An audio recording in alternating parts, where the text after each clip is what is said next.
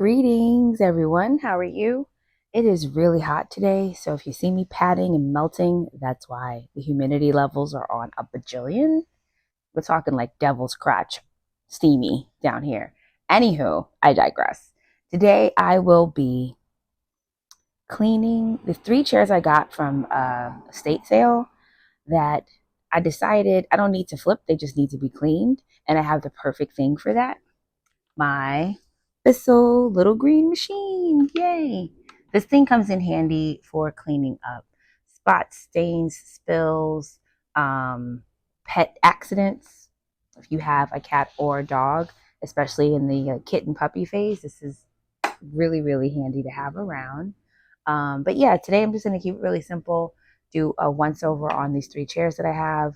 I actually just noticed there's some tears in one of them, so that one I probably will reupholster. But for now, I just want to just demonstrate how the machine works and go from there.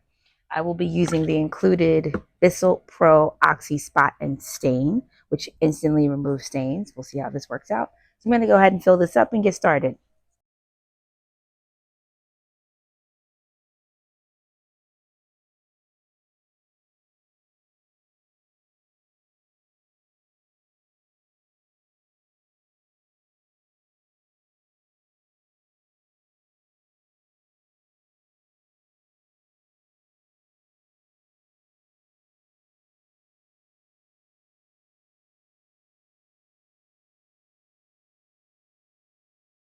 So as you can see, the little green machine is pretty awesome, really easy to use.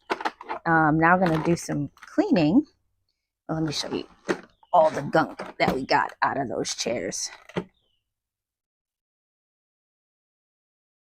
Like, it don't look like it's dirty, and then you start cleaning it and it's like, whoa, there was a lot of dirt in there. So yeah, now you can feel really confident about putting your ass in the seats and not getting cooties. Fantastical. Highly recommend, especially if you, like me, enjoy thrifting and finding furniture pieces. And again, sometimes they don't even need upholstery. They just need to be cleaned and then you're good to go. And this is definitely something to have in the arsenal. Hopefully you found this video helpful. And if you are interested in finding out more about the Bissell Little Green, there's a link down below. There's a link in the upholstery manual if you'd like to purchase it.